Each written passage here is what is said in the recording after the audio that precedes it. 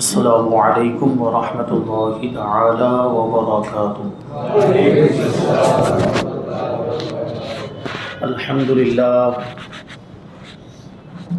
للہ رب العالمین والعاقبۃ للمتقین والصلاة والسلام علی سید الانبیاء والمرسلین وعلى آلہ واصحابہ اجمعین، اما بعد فاعوذ باللہ من الشیطان الرجیم، بسم اللہ الرحمن الرحیم۔ الا ان اولیاء اللہ لا خوف علیہم ولا هم يحزنون۔ صدق اللہ مولانا العظیم وصدق رسولہ النبی الامین المتین الکریم، ونحن على ذلك لمن الشاهدین والشاکرین والذاکرین والحامدین والحمد للہ رب العالمین۔ آئیے ہم اور آپ سب سے پہلے حضور سرور کائنات، فخر موجودات، باعث تخلیق کائنات، احمد مجتبی محمد مصطفیٰ صلی اللہ علیہ وسلم کی بارگاہ اقدس میں درود و سلام کا ہدیہ پیش کریں اور پڑھیں اللہم صلی علی سیدنا و مولانا محمد معدن الجود والکرم وآلہ الکرام وابنہ الکریم وبارک وسلم صلاۃ و سلاما علیک یا رسول اللہ صلی اللہ تعالی علیہ وسلم۔ عزیزان ملت اسلامیہ، یہ جو مہینہ ہے یہ اسلامی سال کا 5واں مہینہ جمادی الاولیٰ، اس کی آج 21 تاریخ ہے، اور اسی مہینے کی 22 تاریخ کو یعنی آئندہ کل سلطان الاولیاء سیدنا امام احمد کبیر رفاعی رحمۃ اللہ تعالی علیہ کا عرس آتا ہے۔ تو 2 سال سے ہم ان کا تذکرہ کر رہے ہیں اس موقع پر۔ پچھلے سال بھی بہت سی باتیں حضرت کے ابتدائی حالات، پیدائش کے بارے میں اور تعلیم و تربیت کے بارے میں آپ کے ماموں جان شیخ منصور بطائحی رحمۃ اللہ تعالی علیہ کی شان بھی بیان ہوئی، اور آپ اپنے ماموں جان کے خلیفہ کیسے بنے، جانشین کیسے بنے، یہ سارے واقعات پچھلے سال بیان کیے گئے، اور خاص طور پر وہ واقعہ حضور پاک صلی اللہ علیہ وسلم کے دست مبارک کا جو آپ نے بوسہ لیا، یہ بڑا ہی مشہور واقعہ، اور حضور پاک صلی اللہ علیہ وسلم کی بارگاہ میں جو امام رفاعی کا مقام و مرتبہ ہے، اس سے ہمیں اس کا پتہ چلتا ہے۔ بہرحال یہ ساری باتیں پچھلے سال بیان کی گئی تھی، جو حاضر ہوں گے انہیں یاد ہوگا، بھول گئے ہوں گے تو، یا جو حاضر نہیں، یوٹیوب پر اس کو ڈالا گیا ہے تو جا کر وہاں پر سن سکتے ہیں۔ ہم آگے کی باتیں انشاءاللہ شامل کریں گے، اور خاص طور پر حضرت امام رفاعی رحمۃ اللہ تعالی علیہ کی کرامتیں آج ہم سننے سنانے کی سعادت حاصل کریں گے۔ اللہ تبارک و تعالی ہم سب کو اولیاء کرام سے محبت کرنے، ان کے نقش قدم پر چلنے اور ان کے بتائے ہوئے اور چلے ہوئے طریقے کو اپنانے کی توفیق عطا فرمائے، آمین۔ حضرت امام رفاعی رحمۃ اللہ تعالی علیہ کی ولادت 15 رجب المرجب 512 ہجری میں ام عبیدہ بغداد شریف کے قریب وہاں پر ہوئی۔ آپ کا نام سید احمد ہے۔ رفاعی یہ اپنے جد امجد کی طرف نسبت کرتے ہوئے، جن کا نام تھا جد اعلیٰ، جن کا رفاعہ نام تھا، اسی کی طرف نسبت کرتے ہوئے آپ کو رفاعی کہا جاتا ہے۔ آپ کی کنیت ابو العباس اور لقب محی الدین ہے، اور مسلک کے اعتبار سے آپ شافعی ہیں۔ اور پھر آپ کی پیدائش سے پہلے ہی آپ کے پیدا ہونے کی بشارتیں آپ کے والدین کو ملی، اور پھر آگے سلسلہ چلا۔ اللہ تبارک و تعالیٰ نے آپ کو کیسا مقام و مرتبہ عطا فرمایا تھا۔ اللہ تبارک و تعالیٰ اپنے محبوب بندوں اور اپنے ولیوں کی عزت افزائی کے لیے ان کو کرامتوں سے نوازتا ہے۔ مرتبہ تو ان کا بلند و بالا ہوتا ہی ہے، لیکن اللہ کی بارگاہ میں ان کی یہ شان ہوتی ہے کہ ان کی ذات سے کرامتوں کا ظہور ہوتا ہے۔ تو آج ہم انشاءاللہ کچھ کرامتیں امام رفاعی کی شامل کریں گے۔ ایک مرتبہ کا واقعہ ہے کہ امام رفاعی رحمۃ اللہ تعالی علیہ اپنے ایک مرید خاص سیدنا جمال الدین کی خواہش پر ان کے لیے ایک باغ خریدنے کے لیے گئے۔ اب باغ کا جو مالک اس کا نام تھا شیخ اسماعیل، اس سے گفتگو ہونے لگی کہ ہم باغ خریدنا چاہتے ہیں۔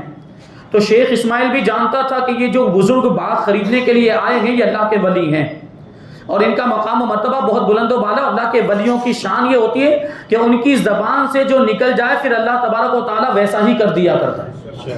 تو اس نے موقع کو غنیمت جانتے ہوئے وہ باغ کا جو مالک تھا شیخ اسماعیل حضرت امام رفاعی کی بارگاہ میں عرض کرتا ہے کہ حضرت جب تک مجھے میری منہ مانگی چیز نہیں ملے گی یہ باغ میں نہیں بیچوں گا، مجھے میری منہ مانگی قیمت چاہیے تب میں آپ کو یہ باغ بیچ سکتا ہوں۔ تو حضرت امام رفاعی رحمۃ اللہ تعالیٰ نے فرمایا کہ کیا چاہتے ہو، کیا قیمت چاہتے ہو اور تمہاری منہ مانگی چیز کون سی ہے؟ تو وہ جواب دیتا ہے کہ اس باغ کے بدلے میں مجھے جنتی محل چاہیے۔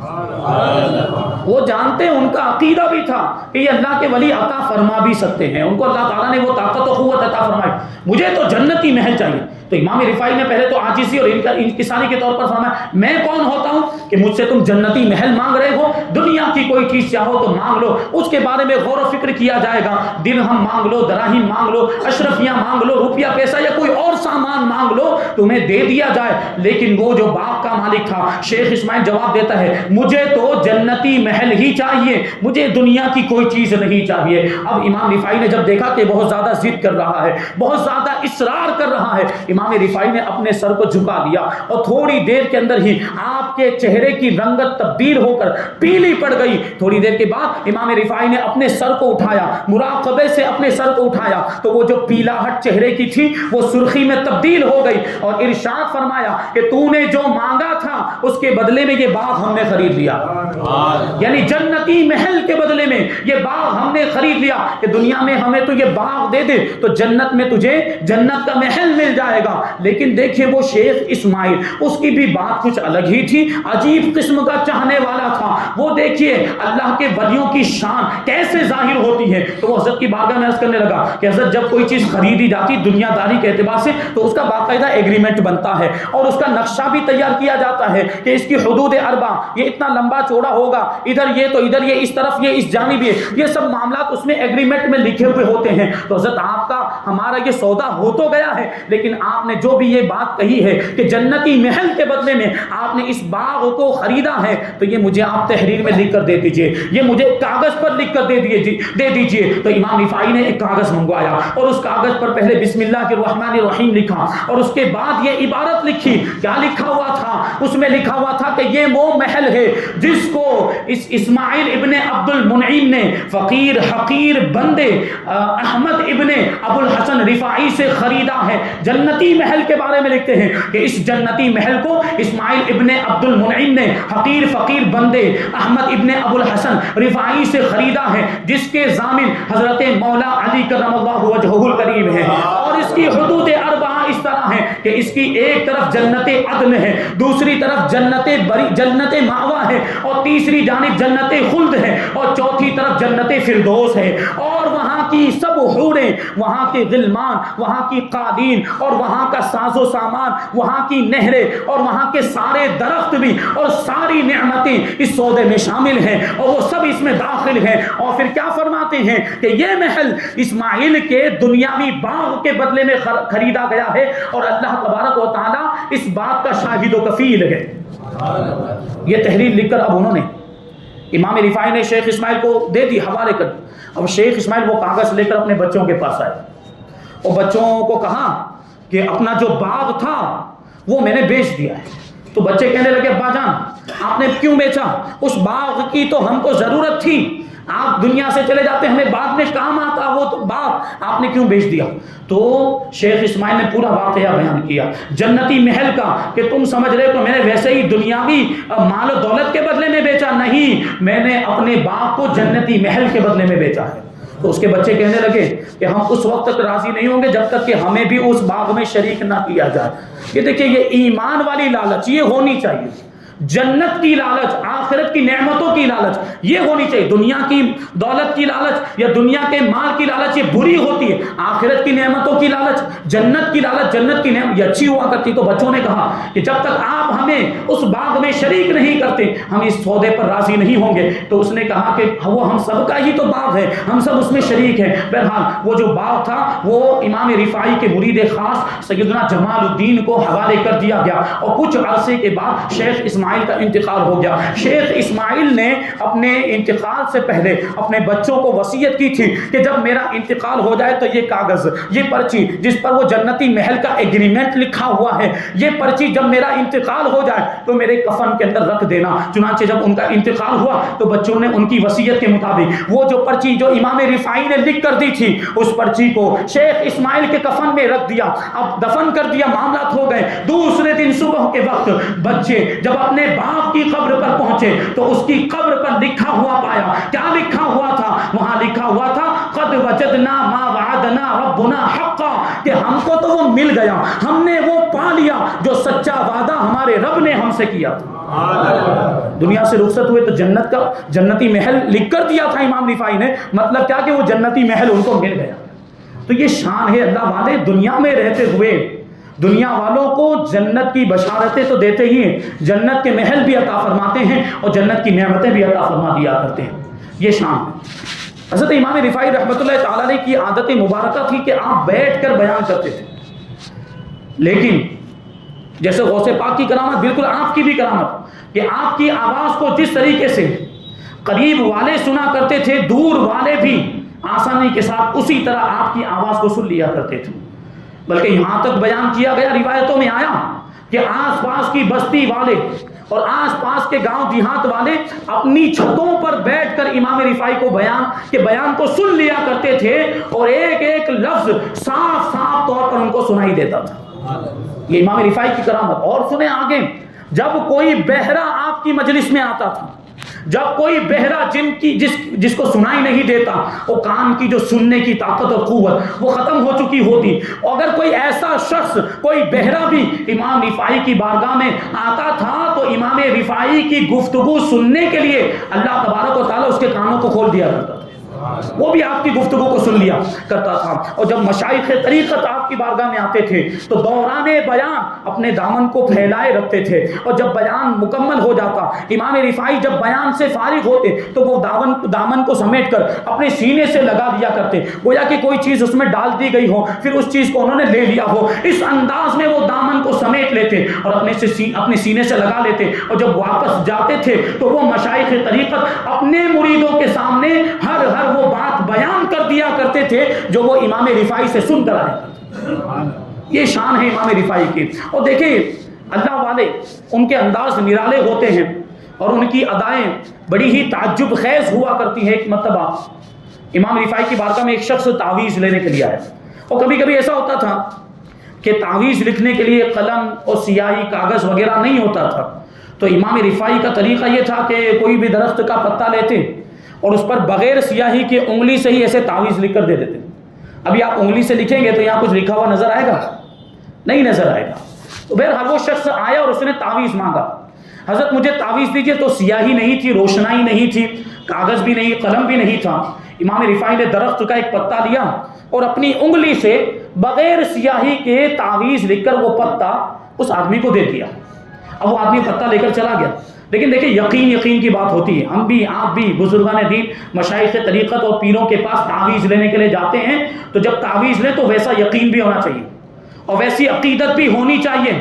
تو یہ بھی دیکھیں اس واقعے سے ثابت ہوتا ہے. بہرحال جو تعویذ صحیح طور پر لکھا گیا ہو، قرآن و حدیث کے طور پر لکھا گیا، قرآن و حدیث کی روشنی میں لکھا گیا، قرآن و حدیث کی آیتیں، قرآن کی آیتیں ہوتی ہے، حدیث کے کچھ الفاظ ہوتے ہیں یا ان کے آداب پر جو تعویذ مشتمل ہوتا ہے وہ تعویذ جائز ہے اور اس کا فائدہ بھی ہوتا ہے، اس کی برکتیں ہم دیکھتے بھی ہیں. تو بہرحال وہ تعویذ آپ نے انگلی سے لکھ کر دے دیا اور وہ پتہ لے کر وہ آدمی چلا گیا. اور کچھ عرصے کے بعد وہ شخص وہی پتہ لے کر واپس آیا جس پر پہلے حضرت نے تعویذ لکھ کر دیا، کیونکہ اس پر بظاہر تو کوئی عبارت نظر نہیں آ رہی تھی، کچھ لکھا ہوا دکھ نہیں رہا تھا، تو وہ حضرت کی بارگاہ میں وہی پہلے والا پتا لے کر آیا اور بطور امتحان آزمائش کے طور پر حضرت کی بارگاہ میں وہی پتا پیش کر دیا اور کہتا ہے کہ حضرت اس پر تعویذ لکھ دیجئے، لیکن یہ اللہ والوں کی نگاہ اس کو نظر نہیں آ رہا ہوگا کہ اس میں کچھ لکھا ہوا ہے یا نہیں لکھا ہوا، لیکن امام رفاعی کی نگاہیں دیکھ رہی تھی کہ یہ وہی پتا لے کر آیا ہے جس پر اس سے پہلے میں نے اپنی انگلی کے ذریعے سے تعویذ لکھ کر دیا تھا۔ تو آزمائش کے طور پر جب وہ پتا حضرت کی بارگاہ میں پیش کیا تو حضرت نے اس کو ڈانٹا نہیں، حضرت نے اس کو جھڑکا نہیں، بلکہ بڑی نرمی کے ساتھ آپ نے ارشاد فرمایا کہ اس پتے پر تو پہلے ہی سے تعویذ لکھا ہوا ہے، اور اتنا کہنے کے بعد وہ پتا آپ نے اس شخص کو واپس کر دیا۔ تو یہ دیکھیں، آپ نے لکھا تھا، بظاہر وہاں پر کوئی تحریر نہیں تھی، لیکن حضرت نے اس کو پڑھ لیا۔ ایسا ہی ایک واقعہ دیکھیے، بہت ہی پیارا واقعہ۔ امام رفاعی کے دو مرید جنگل میں عبادت و ریاضت کے لیے موجود تھے، وہاں عبادت و ریاضت کر رہے تھے، تو اچانک دونوں آپس میں گفتگو کر کے یہ کہنے لگے کہ ہم اتنے عرصے سے امام رفاعی کے مرید بنے ہیں، تو ایک نے دوسرے سے کہا کہ تمہیں کیا فائدہ حاصل ہوا؟ تو دوسرا شخص کہتا ہے کہ کاش کہ ہم پر اس وقت جہنم سے آزادی کا پروانہ اتر جائے، یعنی ہمیں جہنم سے آزادی کا پروانہ مل جائے۔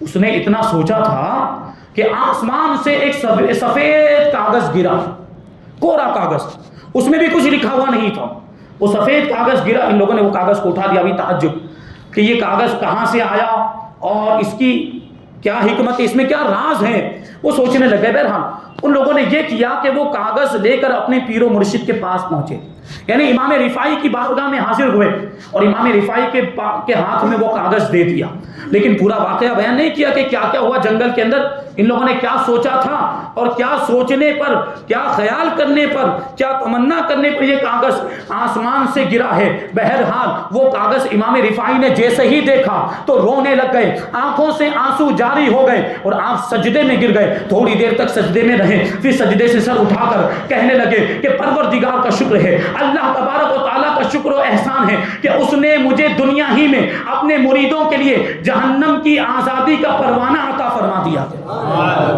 یہ جہنم کی آزادی کا پروانہ ہے، یہ کوڑے کاغذ کے اندر میرے مریدوں کے لیے جہنم سے آزادی کا پروانہ لکھا ہوا۔ تو اب مریدین کہنے لگے حضرت یہ کاغذ تو کوڑا ہے، اس پر تو کچھ بھی لکھا ہوا نہیں ہے، اس پر کوئی بھی عبارت نہیں ہے۔ تو امام رفاعی نے جواب دیا کہ دستے قدرت قلم کاغذ اور سیاہی کا محتاج نہیں ہے، یہ نور سے لکھا ہوا کاغذ ہے۔ یہ شان ہے امام رفاعی کی۔ ایک مرتبہ کا واقعہ ہے کہ آپ کے بھانجے حضرت ابو الفرج عبد الرحمن رفاعی رحمۃ اللہ تعالی بیان کرتے ہیں کہ میں ایک مرتبہ ایک جگہ پہ چھپ کر بیٹھ گیا کہ جہاں سے میں امام رفاعی کو نظر بھی نہ آؤں، وہ مجھے نظر آئیں اور میں ان کی باتوں کو سن سکوں۔ تو میں بیٹھا ہوا تھا کہ اچانک میں نے کیا دیکھا کہ ایک شخص فضا سے اڑتا ہوا آیا۔ یہ اللہ کے ولیوں کی بات ہوتی، ایک شخص فضا سے ہوا میں اڑتا ہوا آیا اور حضرت امام رفاعی کی بارگاہ میں آ کر بیٹھ گیا۔ یہ ہوتا ہے کہ یہ اللہ والوں کی بارگاہ میں رجال الغیب بھی آتے ہیں۔ رجال الغیب یعنی اللہ کے وہ بندے جو ہمیں نظر نہیں آتے، اللہ تبارک و تعالیٰ ان کو مخلوق کی خدمت کے لیے مقرر فرماتا ہے اور وہ لوگوں کو دکھائی نہیں دیتے۔ تو کہتے ہیں کہ ایک شخص فضا میں اڑتے ہوئے آئے اور امام رفاعی کی بارگاہ میں آ کر وہ شخص آنے کے بعد بیٹھ گئے۔ تو امام رفاعی رحمۃ اللہ تعالی علیہ نے آنے والے سے فرمایا کہ مشرق سے آنے والے کو خوش آمدید، مشرق سے آنے والے یعنی پورب کی جانب سے آنے والے کا استقبال کرتے ہیں۔ تو پھر وہ آنے والے نے کیا کہا کہ حضرت 20 دن سے نہ میں نے کچھ کھایا ہے نہ کچھ پیا ہے، مجھے آپ میری پسند کا کھانا کھلائیے۔ تو امام رفاعی نے کہا کہ تمہاری خواہش کیا ہے، کیا کھانا چاہتے ہو؟ تو اس شخص نے آسمان کی طرف دیکھا، جب فضا میں دیکھا تو اسے ہوا میں 5 مرغابیاں اڑتی ہوئی نظر آئی۔ مرغابی یہ بطخ کی ایک قسم ہے، بطخ کی طرح کا ایک پرندہ ہوتا ہے۔ تو اس نے 5 مرغابیوں کو ہوا میں اڑتے ہوئے دیکھا۔ تو امام رفاعی کی بارگاہ میں عرض کیا کہ حضرت اس میں سے ایک بھنی ہوئی مرغابی آپ میرے لیے حاضر کر دے، میں اس کو کھانا چاہتا ہوں، اور 2 گندم کی روٹیاں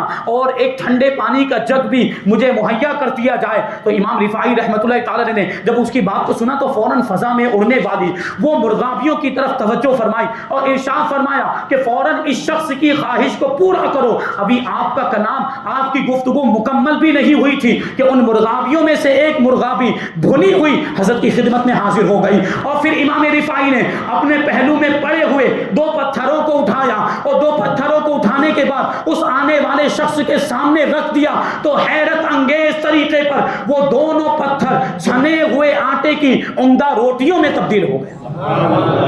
اور پھر امام رفاعی نے یوں فضا میں ہاتھ بلند کیا تو فضا میں ہاتھ بلند کیا، ہاتھ بلند کرنا تھا کہ ایک سرخ رنگ کا ٹھنڈے پانی سے بھرا ہوا جگ نمودار ہوا. وہ جگ لے کر آپ نے اس آنے والے شخص کے سامنے رکھ دیا. اب اس نے کھانا بھی کھایا، پانی بھی پیا، روٹیاں بھی کھائی، اور وہ اب جس طرح سے آیا تھا اسی طرح ہوا میں اڑتا ہوا وہ واپس چلا گیا. حضرت عبد الرحمن رفاعی کہتے ہیں کہ میں یہ سارا منظر اور یہ سارا واقعہ چھپ کر دیکھ رہا تھا. یہ کیا کیا باتیں، اب یہاں پر وہ بات ختم نہیں ہو جاتی. حضرت عبد الرحمن رفاعی کہتے ہیں، امام رفاعی کے بھانجے ہیں، وہ کہتے ہیں کہ میں آگے دیکھتا ہوں کہ کیا معاملہ ہوا. امام رفاعی وہ شخص تو چلے گئے، امام رفاعی نے کیا کیا کہ وہ مرغابیوں کی جو ہڈیاں تھی، کھانے کے بعد جو ہڈیاں دسترخوان پر بچی ہوئی تھی، امام رفاعی نے ان ہڈیوں کو جمع کیا اور ان ہڈیوں کو اپنے بائیں ہاتھ میں رکھا اور ان پر اپنا دایاں ہاتھ پھیرتے ہوئے ارشاد فرمایا کہ اے بکھری ہوئی ہڈیوں اور اے ٹوٹے ہوئے جوڑوں، اللہ تبارک و تعالیٰ کے حکم سے اور بسم اللہ الرحمن الرحیم کی برکت سے اٹھ کر کھڑی ہو جاؤ. اتنا فرمانا تھا کہ وہ ہڈیاں آپس میں جڑ گئی اور وہ زندہ مرغابی بن گئی. وہ زندہ مرغابی ویسے ہی فضا میں اڑتی ہوئی نگاہوں سے اوجھل ہو گئی. یہ اللہ والے کے کہ ہڈیوں میں زندگی اللہ تبارک و تعالیٰ ان کے ہاتھ کی برکت سے پیدا فرما دیا کرتا ہے. بہرحال ایسے بہت سارے واقعات علامہ شطنوفی بیان کرتے ہیں کہ ایک مرتبہ امام رفاعی دریائے دجلہ کے کنارے پر تشریف لے گئے. وہاں بیٹھے تھے آپ کے مریدین چاروں طرف بیٹھے ہوئے کہ امام رفاعی نے اچانک ارشاد فرمایا کہ بھنی ہوئی مچھلی کھانے کی خواہش ہو رہی ہے. بھنی ہوئی، دریا کے کنارے بیٹھے تھے کہ بھنی ہوئی مچھلی کھانے کو دل کرتا ہے. اتنا فرمانا تھا کہ وہ دریائے دجلہ کا جو کنارہ ہے وہ مچھلیوں سے بھر گیا. قسم قسم کی مچھلیاں وہ دریا کے کنارے پر آ گئی اور ان میں سے کچھ مچھلیاں تو کود کر وہ بالکل خشکی پر پہنچ گئی. اور امام رفاعی رحمۃ اللہ تعالی علیہ کی خواہش پر وہ طرح طرح کی مچھلیاں دریائے دجلہ کے کنارے پر، بیان کرنے والے بیان کرتے ہیں کہ اتنی زیادہ تعداد میں وہ مچھلیاں ام عبیدہ کے کنارے پر جمع ہو گئی تھی کہ اس سے پہلے دریائے دجلہ اور ام عبیدہ کے کنارے پر اتنی زیادہ مچھلیاں دیکھی ہی نہیں گئی تھی. بہرحال مریدوں نے مچھلیوں کو پکڑا اور بہت ساری مچھلیوں کو بھون کر دسترخوان سجایا گیا اور دسترخوان پر مچھلیاں رکھ دی گئی اور مریدوں نے بھی کھایا، امام رفاعی نے بھی کھایا، وہ ساری مچھلیوں کو تناول کیا. جب وہ مچھلیاں دریا، ایک بات رہ گئی تو دریا کے کنارے پر جب وہ مچھلیاں آ گئی تھی تو امام رفاعی نے اپنے مریدوں سے یوں ارشاد فرمایا تھا کہ یہ مچھلیاں میری بارگاہ میں یہ عرض کر رہی ہیں کہ حضرت مجھے تناول فرمائیں، حضرت مجھے کھائیں اور مجھے یہ سعادت مل جائے کہ ہم آپ کا کھانا بن جائیں. یہ مچھلیاں کہہ رہی تھی. بہرحال وہ ساری مچھلیاں جو ہے کہ دسترخوان پر سجا دی گئی اور جب دسترخوان پر سب بیٹھ گئے، کھایا، مریدین نے بھی پیٹ بھر کر کھا لیا. اب کیا ہوتا ہے کہ کچھ مچھلیوں کا سر اور کچھ مچھلیوں کی دم اور کانٹے وغیرہ وہ دسترخوان پر باقی رہ گئے. ایک مرید نے حضرت کی بارگاہ میں عرض کیا کہ حضرت یہ جو متمکن ہوتا ہے اور جو قادر ہوتا ہے یعنی ولایت کے اس درجے پر پہنچ جاتا ہے تو اس کی صفت کیا ہے، اس کی پہچان کیا ہے؟ تو امام رفاعی نے فرمایا یعطت تصریف العام فی جمیع الخلائق، کہ ایسے شخص کو جو متمکن ہو جاتا ہے یا جو قادر ہو جاتا ہے، اللہ تبارک و تعالی ساری مخلوق میں اس کو تصرف عام عطا فرما دیا کرتا ہے. تو وہ کہنے لگا مرید کہ حضرت اس کی علامت کیا ہے، اس کی نشانی اور پہچان کیا ہے؟ تو امام رفاعی نے جواب دیا اس کی علامت یہ ہے کہ یہ جو تم مچھلیوں کے یہ بچے ہوئے حصے دیکھ رہے ہو، مچھلیوں کے سر، ان کی دم اور ان کے کانٹوں کو دیکھ رہے ہو، جو متمکن ہوتا ہے اور جو قادر ہوتا ہے، جو اس مرتبے پر فائز ہو جاتا، اگر یہ بکھری ہوئی مچھلیوں کو حکم دے کہ اٹھ کر چلنے لگ جاؤ تو وہ چلنے لگ جاتی ہیں. اتنا ارشاد فرمانا تھا کہ آپ نے انہی مچھلی کے بچے ہوئے حصے، سر اور دم وغیرہ کی طرف اشارہ کیا اور ارشاد فرمایا کہ اے مچھلیوں، اے بھنی ہوئی مچھلیوں جو دسترخوان پر موجود ہو، اللہ کے حکم سے کھڑی ہو جاؤ اور چلنے لگ جاؤ. اتنا فرمانا تھا کہ وہ مچھلیاں دوبارہ زندہ ہو گئی اور دوڑنے لگ گئی اور دوڑ کر دوبارہ دریا کے اندر کود گئی اور جہاں سے آئی تھی وہیں پر چلی گئی. یہ امام رفاعی کی شان ہے. ایسے بہت سارے واقعات ہیں اور بہت سارے اس طرح سے جو ہے کہ کرامتیں کتابوں کے اندر ہمیں ملتی ہے. اور ایک کرامت بیان کر کے میں بات کو ختم کر دوں.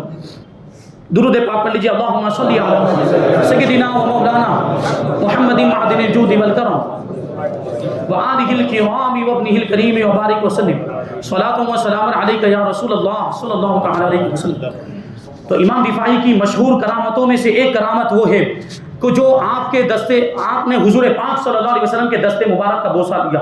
امام رفاعی اکثر جب اپنے وطن ام عبیدہ میں ہوتے، یہ میں نے کرامت پچھلے سال بھی بیان کی، تو وہ ایک شعر پڑھا کرتے تھے۔ اس شعر کا مفہوم یہ ہے کہ وہ شعر پڑھتے نہیں، حضور پاک صلی اللہ علیہ وسلم کی بارگاہ میں حاضر ہوئے تو یہ شعر آپ نے حضور کی بارگاہ میں پڑھا اور عرض کیا کہ حضور جب میں دور رہتا تھا، جب میں اپنے ملک میں رہتا تو میرا جسم تو حاضر نہیں ہو سکتا تھا، لیکن میں اپنی روح کو آپ کی بارگاہ میں بھیجا کرتا تھا، میری روح آپ کی بارگاہ میں حاضر ہو جایا کرتی تھی۔